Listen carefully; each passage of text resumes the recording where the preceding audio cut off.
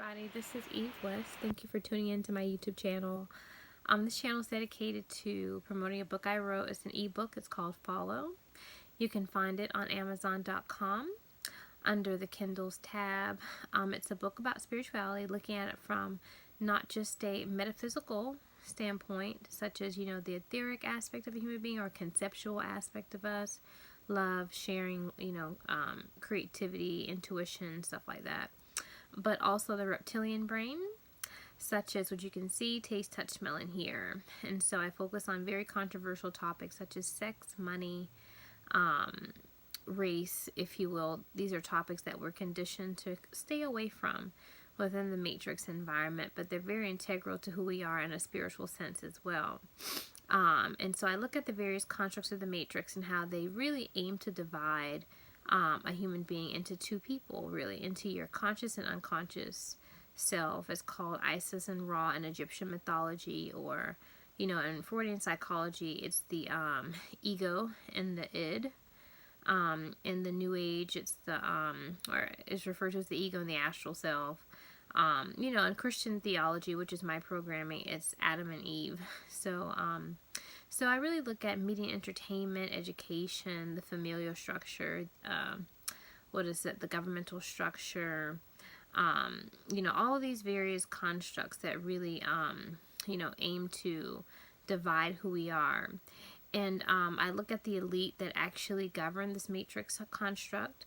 And so I focus a lot on King James of Scotland, and he's the elite antichrist that they plan to bring in to actually take over this what you would call matrix environment, if you will. So he would be the antichrist. And I focus on different ways in the matrix of, just looking at different signs that point to King James of Scotland being the Antichrist. It's always said the Antichrist would be a homosexual. And, King James of Scotland is known to be a homosexual. But really, when you do a psychological profile of King James of Scotland, I wouldn't really pay so much attention to the historical account of him, but really to look at him in a metaphysical way. He's a very polarized masculine soul. And so he would be considered to be a reptile. That's why the Pope's Hall, it looks like a reptile, and the reptile is eating the people. And so, he's really just a being dominated by his reptilian brain, and he does not want to find union with the feminine aspect of himself. He would rather, a being that is, dominated by their five senses, so you can see, taste, touch, smell, and hear. So he's not about the feminine at all. He's about really doing away with the feminine energy. And having the universe, if you will, dominated by dream. It's like if you want to look at it in terms of pop culture, it's like a Darth Vader type character. For example, his consciousness is within a Kylo Ren, where there's one last Jedi, if you will, that could actually, provide the balance to the universe, but he's so masculine that he would prefer to be like a Darth Vader type figure, where the universe is totally dominated by dream. There's no knowledge, if you will. There's nothing that can that usurp his power, so to speak. And so that's what they're gearing up for, and it's everywhere. Like, for example, I like to use the example of 50 Shades of Grey. 50 Shades of Grey definitely represents King James of Scotland. If you look at the character of Christian, his name is Christian Grey. So Christian means that he's unholy, because in the suffix, the suffix of Christian, which is IAN, means a variant of Christ. And so he is not a Christ, but he is unholy. He's he's a reptile, and he does not have the feminine principle. Or he's dominated by his reptilian brain. And when you look at gray, the name gray really responds to gray matter, but I'll get into that and explaining that a little bit later. But really, Christian Grey, and when you look at the word gray, it refers to being gay and cray. So he's gay because he's more reptile masculine, okay? And also he is crazy. And so we see that in 50 Shades of Grey, when Anastasia, his wife, who becomes his wife, and really, to be honest with you, to look at the occult meaning behind a lot of these names and concepts and things like that in 50 Shades of Grey, how Anastasia's name means resurrection. And so he looks to the feminine principle through Anastasia as his resurrection. She asks him if he's gay, he gets really, caught off kilter, if you will, by that question. So he is in fact gay. One thing about empaths, and so I would be considered an empath because I don't read what people say.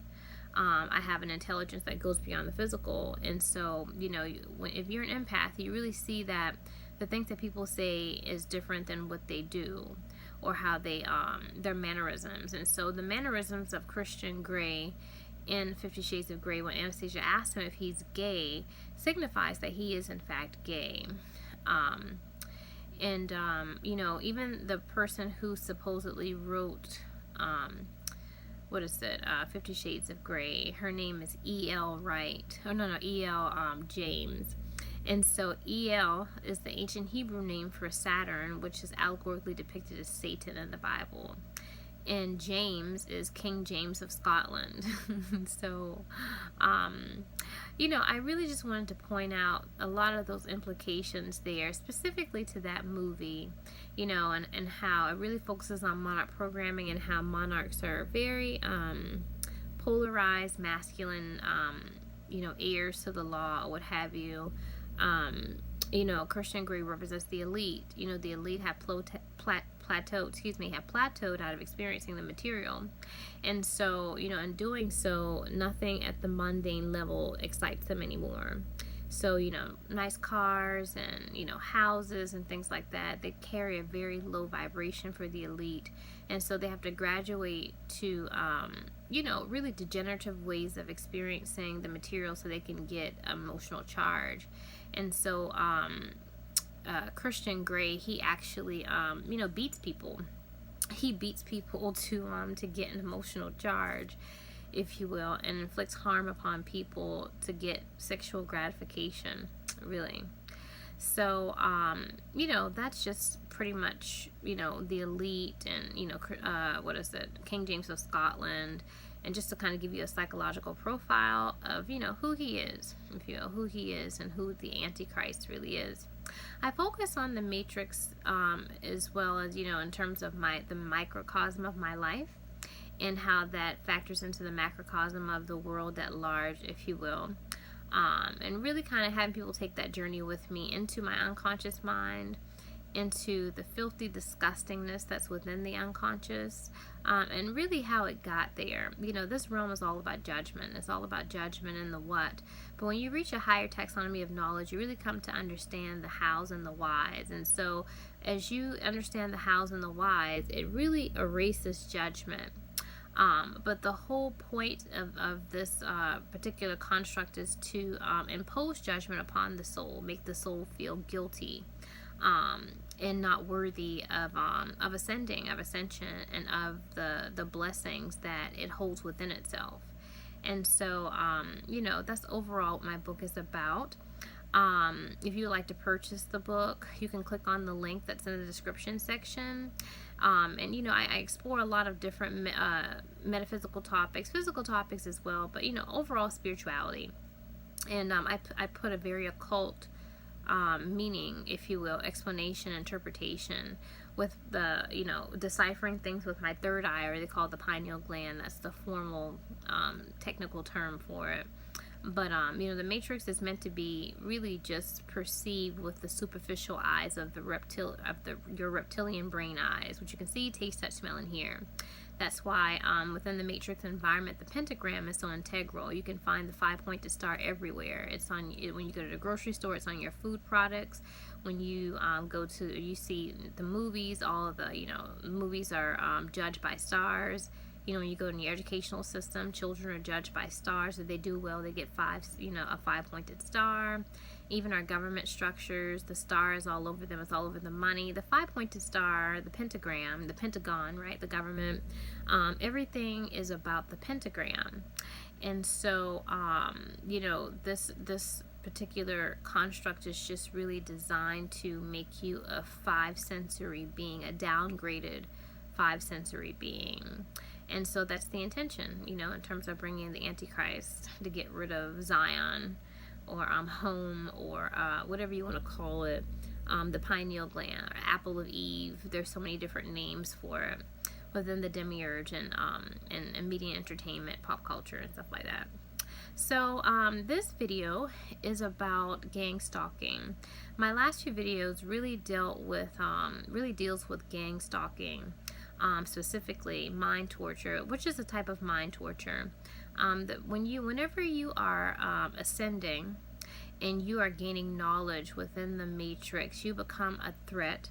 You become a divergent. So you become not like other people. So, you know, I talked about, for example, with myself, how when I started to discover that, you know, the demiurge, false gods or what have you, like Jesus, you know, I was always taught there's power in the name of Jesus. But when I discovered that the letter J did not come out during the time, or was not, you know, out during the time that, you know, Jesus would have walked the earth, it really hurt me, and it created a lot of loose energy, because I was groomed and conditioned to love Jesus. And, you know, to find out that there's no power in that name, you know, really made me very just, you know, made me feel really bad. And it, you know, it made me see that there was no one outside of myself that was going to save me, and I had to look within myself. And so one thing about the Matrix is it's designed to make you look without. You know, every time you look around, you see Satan, you see Saturn, you see the material. It's always looking out to, you know, to generate desire. But only the divinity within you creates the divine. And so when you start to look within yourself and to see all the, you know, the glitches, if you will, in the Matrix, then people really see you as a threat. And so if all of your family and your friends are Christian, and all of a sudden you're not Christian, you're going to clash with that. You know, if you, you know, one of the examples was finding out that, you know, the celestial universe is an illusion. And so being told that, you know, the sun gives light to the earth, which in a way it is true, from a metaphysical standpoint. But why is it every time that we see pictures of the earth from space, there's no sun there? It's always shrouded in darkness. There is no light in the universe itself. So that would suggest that the sun is on the earth. And so, you know, when you start to see these little glitches in the Matrix, and how you've been told lies and told that the sun is out there in the solar system giving light to our planet, and, you know, there's footage to show the opposite and contrary to what you've been told, little things like this really start to open your eyes, and it creates a whole lot of fear for the ego. And so the people that govern this construct get a lot of loose energy, if you will, from telling these lies and seeing the consciousness, you know, develop knowledge. And, you know, this knowledge goes against the conditioning that it's gotten. So my conditioning as a Christian goes against my knowledge as what you would call Lucy, or a Luciferian, someone who really sees past the constructs. And so you start to really fight yourself. Your ego starts to fight your unconscious mind. And so they get a good tasty meal off of that, basically. So, you know, when you start to get to this point and ascend to your other self, and to meet, you know, your consciousness meets your unconscious, you start to stick out like a sore thumb within the Matrix, and that's when you start to be attacked and what I call crucified in Christian theology. But you experience affliction. And the New Age, they call it the awakening, but really it's the whole New Age movement is really just geared to crucifying Jesus, or crucifying the solar plexus, the masculine aspect of the soul. And so that brings us to, you know, this particular topic for this video. In like my last video, I talked about gang stalking at an establishment called Charleston Consignment.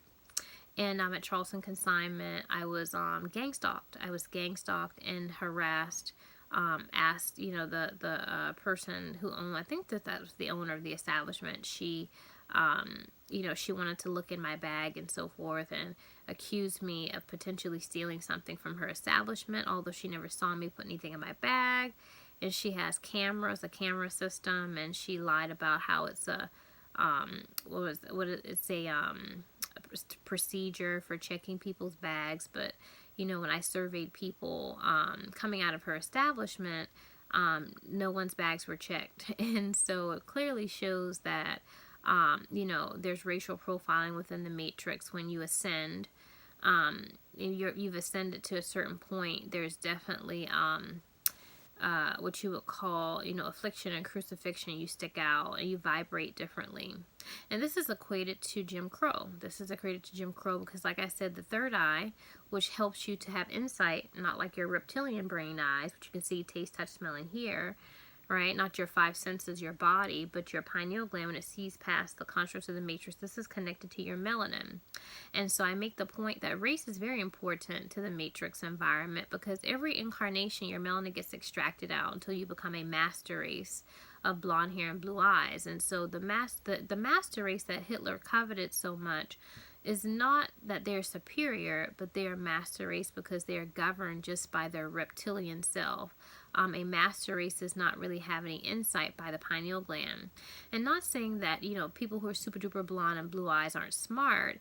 Many of them are smart in terms of the information disseminated from the matrix, but going beyond the physical realm into the spiritual realm, they are not, they do not have the capacity to go beyond the superficial sight of a human being. And so they have less of a hue, so they're less human, actually. They're more reptile.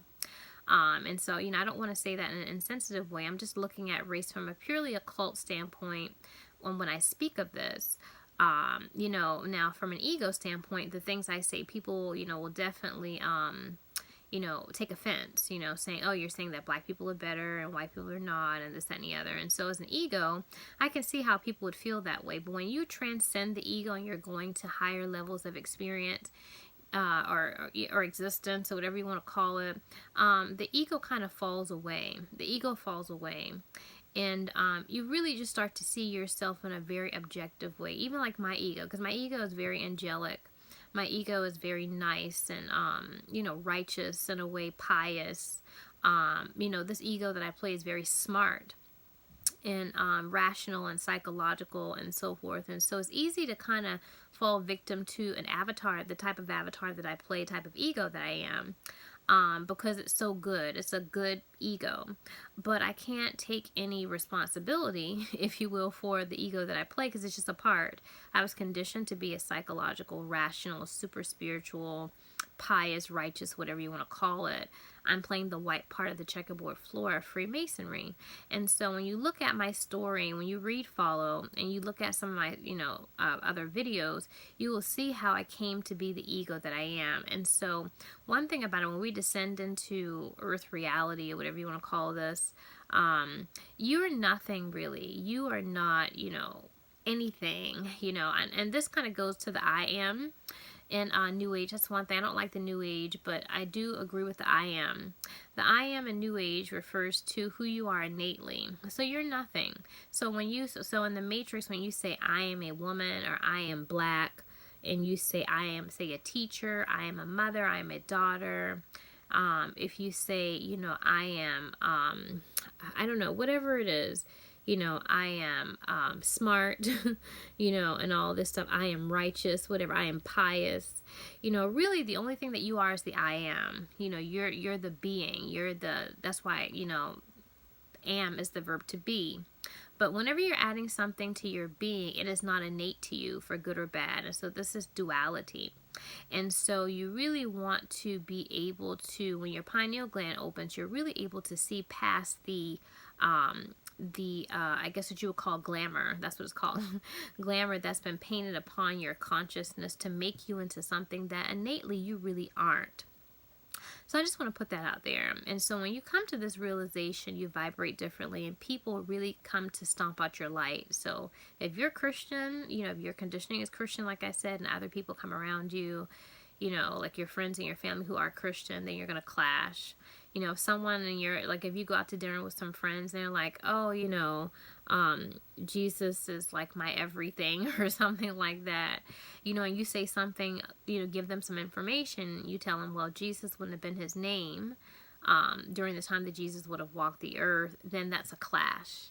And so, it's not that you're really having a proselytizing attitude, or you're talking against someone's religion, but you're just providing them some knowledge so they can make a more conscious decision about their religion, or really to see their religion in a different light.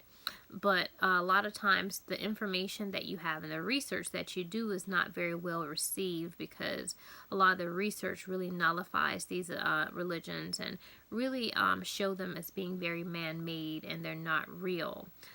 They're just made up, usually from Greek mythology and Egyptian mythology and so forth. That's why Jesus is Jesus, Zeus. And so when you start to see, all of these different stories that have been rehashed and rewarmed up, you really start to see that they're just really glamour that's designed to keep you asleep, and to keep you functioning from the superficial of your reptilian brain, as opposed to your pineal gland, which is able to have the insight to see the truth of existence itself. So, like I said, this video is about gang stalking, and so in Charleston Consignment, it really showed, how when you're vibrating higher and your melanin is activated, how you are targeted. And so it's really designed to put you back into the matrix environment and reincarnate you, if you will, and to force you to give up the mind and body. That's what it's really designing you to do. Programming is designing you to give up the mind and body, because whenever you are gang stalked and subjected to the different types of mind torture that I talk about, it pushes you into the psychological mind. It pushes you into fear. And so whenever you're fearful, you're not within your body really. You're just thinking about what could happen, whatever. So every day that I get up, it puts me into a perpetual state of fear, and I'm not really quite sure what I'm going to face from people within my environment that's within my home. That is, at the grocery store, that's wherever. It doesn't matter wherever I go. There's always an energetic attack that's made. And so everything within this environment is energy. Everything is energy. That's why when you go to even people, people are electricity. And, anything that's electrical can be used, if you will, to attack you in a psychological way. And that's why when people go to the hospital, they're shocked with the defibrillator. They're shocked with electricity, because you are actually electricity. You're electrically governed, if you will, by the astral realm, as they call it. The beings that actually rule from the astral, so to speak. So in this video, I want to talk about an incident that happened at a grocery store. I went to a Piggly Wiggly one night. It closed at 11 o'clock. And so I think I got to this grocery store maybe like 20 minutes to maybe a half hour before the store closed. And, I was just kind of trying to figure out, what I wanted to have as like a late night snack or something like that. And so, it was almost time for the store to close. So I was like, let me hurry up and, figure out, decide what I want to get here, so I can, make it out of here before they close. And I was approached by the manager on duty at the store, and he asked me to leave the store. And so I thought this was insane. So I started taping, and I put my camera on my other phone, and that goes to show too that the paranoia that you experience, and how they actually embellish and try to create paranoia within your consciousness to prove that you're crazy. but I have multiple cell phones. And, I taped my cell phone and to look at the time it was, and it was a couple of minutes. It was like 10:58, and they closed at 11. I said, well, you still have a couple of minutes left, I'm just going to grab this and check out.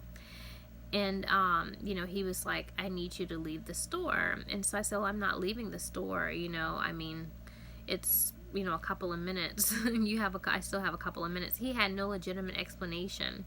And so I started to question him about why he was asking me to leave the store. And he could not give me a legitimate answer. And so I told him I was not leaving until it was time for the store to close. And, so he threatened to call the cops on me. He said, well, I'm going to call the cops or what have you. And so at 11 o'clock, I did leave the store, although he harassed me, but I told him I was going to stick around for the cops to get there, because I want the cops to see how he had harassed me. And, so I asked him if, at this point I had cut the tape off, and I actually started retaping after he came back outside, but When I asked him, if the cops were still coming, he told me yes. He said they were still coming. So I was like, okay, so I'll just wait here until the cops, get here. And he left. He left the store. He walked out to his car. And so, I was very upset at this point because I said to myself, you just said that you were going to have the cops come out here, and they're not coming. So I wanted the cops to really see how he had treated me.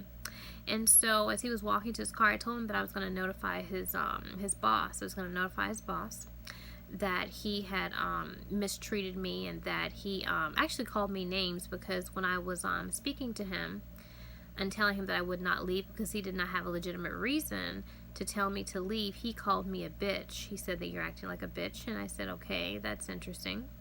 And then when he left the store, wait a second, when he was leaving the store, he started saying all types of things, such as I was I'm a whore. Called me a whore. And then he said that I deserved to die. And nothing that I said on this tape actually warranted those responses. As you could clearly see on the tape, he just started spouting off what you would say, just very nasty and derogatory comments about me. And so it was very interesting because I don't know this person. And so this is kind of relates to the Charleston consignment situation, where the people there that harassed me don't know anything about me except for that I'm a black woman. And so when I went a few days later to talk to the manager, I told him that, it was racial profiling, and that's what I believed it to be. He was like, there's nothing on on your tape that you showed us to suggest racial profiling. But I told him, I said, this person only knew that I was black and a woman. I don't know, the person that actually harassed me. And so, because of that, all he knew was my race and my gender. And so, this goes to show, like I said, when you're vibrating at a different frequency within the matrix, automatically, energetically, you become a threat. It's like, basically, you become like a human lie detector, I should say. And so whenever you're dealing with another ego, superficially, when you're dealing with another ego, and I call this the collective unconscious, everyone that you encounter is a part of what we call the collective unconscious mind. And so you actually start to empathically take on other people's filth. And this kind of goes back to how in the Bible it talks about how Jesus took on the sins of the world. And so when you're taking on other people's filth as your own, they get very afraid in a innate sense. It's very difficult to exist in a purgatory type of state between two worlds, between the 3D world, as they call it, or the three-dimensional or physical world, and the metaphysical world of what they call the astral realm, or the fourth dimension. Because when I meet people and I encounter them not just their physical, but also the filth behind their physical. And so this is a very sexual energy, as I said before in my Kundalini solar plexus video. Whenever you're restricting your consciousness and physicality, it becomes an angry sexual energy, because the solar plexus is where the genitals are housed. And so basically, every time you meet another energetic being, then you are taking upon their sins as your own, and you're feeling them as you feel yourself. It kind of reminds me of that movie with Angela Bassett and Ray Fiennes. It's called Strange Days. And so in Strange Days, there's a woman that gets killed in the film. And so there's a technology that people use, I think it's called squid software, where people can experience other people's memories and things like that with the software. So if someone is recording with the software, then you can experience what they feel. It's like ripping something from their frontal cortex or something like that. I guess the gray matter in their head or something like that. And so in the movie where this girl, she gets killed, I can't remember her name. It's not Faith. What was her name? Darn. oh, I can't remember, it escapes me. But when she gets killed, a person is wearing Squid software, but he switches his software with her software. And so he puts his software onto her, and as he's killing this woman, she not only experiences herself being killed, but she experiences being him killing herself. And so I like to use that example. It's very evil and insidious when you think about it. The god of this world, Satan, or whatever, King James of Scotland, who runs this hellhole for the Jews, really is like a concentration camp. This is the type of technology that he uses when it comes to beings who are ascending out of this matrix reality. So not only do you become the victim, but in a way you become the victimizer as well. And so it's this opposing energy within yourself, because you're taking on the energy of the other person as an empath or what have you, taking on the sins of the world. You really get crucified.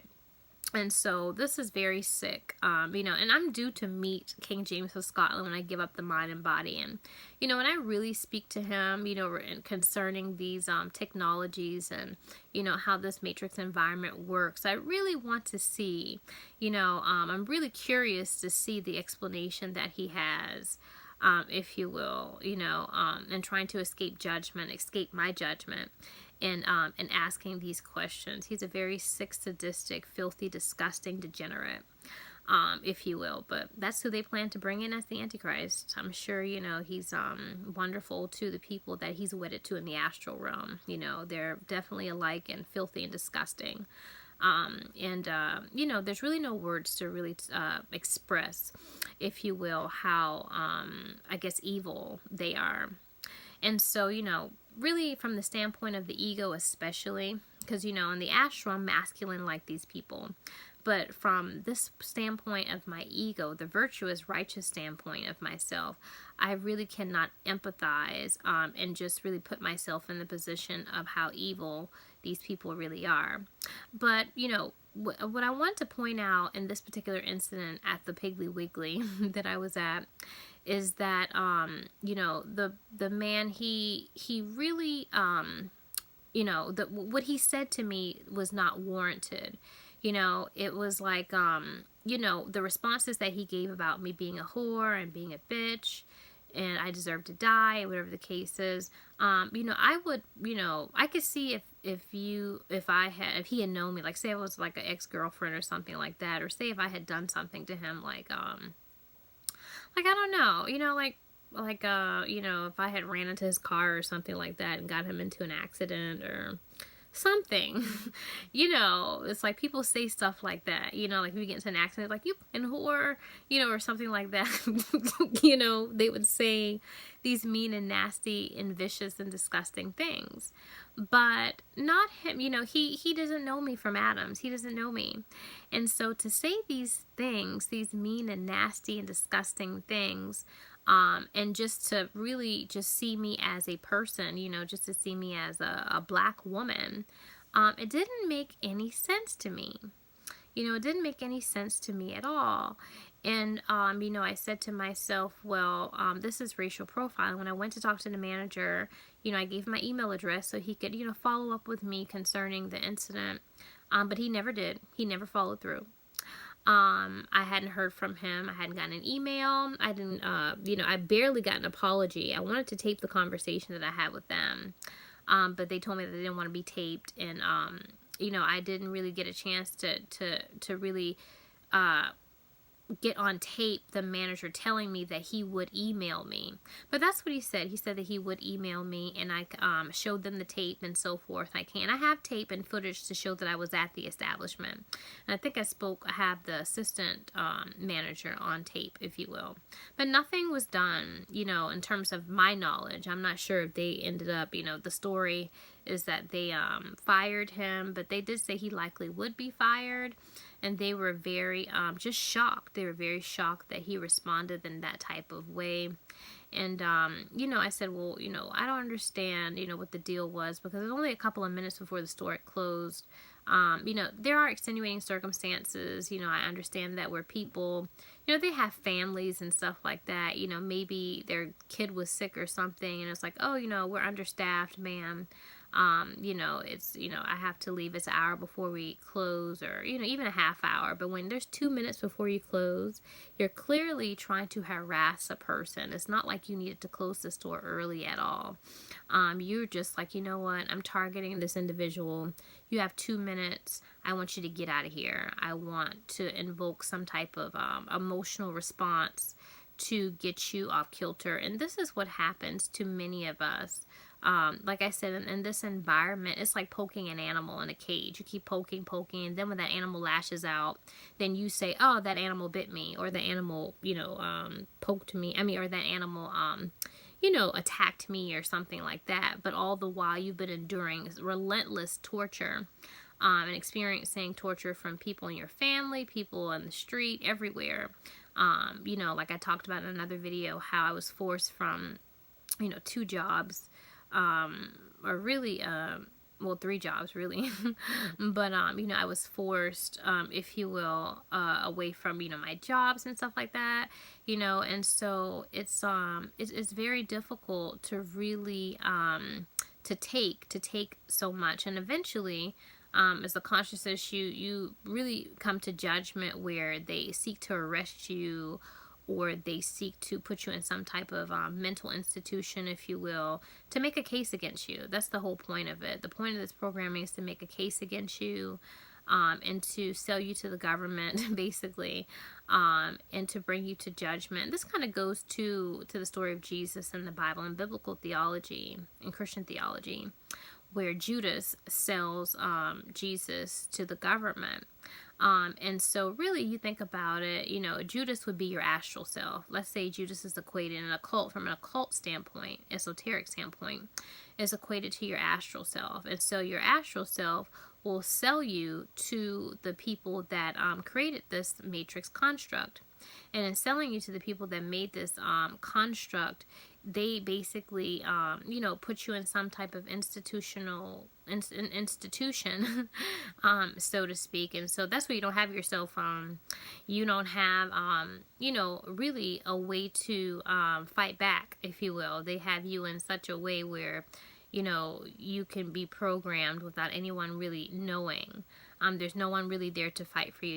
Your constitutional rights, in a way, are taken away because you acted out in a certain way. But really, all the while, you were being programmed and subjected to really hideous, if you will, mind programming that's very evil, and it's designed to really exacerbate your emotional body. So, you know, I just wanted to do this video on it, on the incident that happened at the grocery store.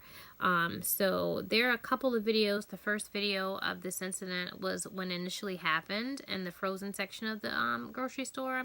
And then I have a video where I'm outside of it, and, you know, the police don't come, but he's walking to his car and saying all these mean and nasty things to me. Like I said, doesn't know me from Adams. I don't know this person. But I was being harassed and told to leave a grocery store before they had closed, and given no legitimate explanation for why.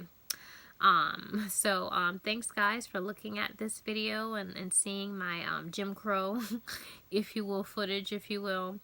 Like I said, your melanin is connected to your third eye, your pineal gland. And so this is very much equated to Jim Crow laws, and how blacks were really targeted, if you will, during, you know, the civil rights era, and after slavery. And, you know, how, you know, it really goes to show that because, you know, you have more melanin than others, you have the ability to see past the various constructs of the matrix. And so you're just demonized, if you will, for being that bright light, or whatever you want to call it, Luciferian, Lucifer, Lucy, having knowledge that can actually dismantle and break apart the matrix. So thanks guys for watching, and after this video you will see the 2 videos I have about the incident at the Piggly Wiggly. So I will see you guys in my next video.